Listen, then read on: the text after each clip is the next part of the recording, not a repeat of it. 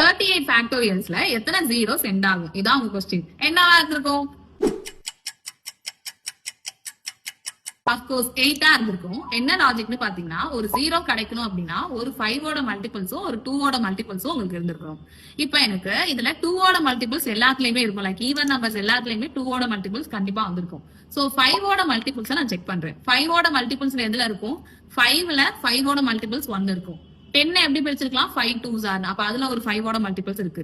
15ல 3 15s R. அப்ப அதுல ஒரு 5 மல்டிபிள்ஸ் இருக்கு.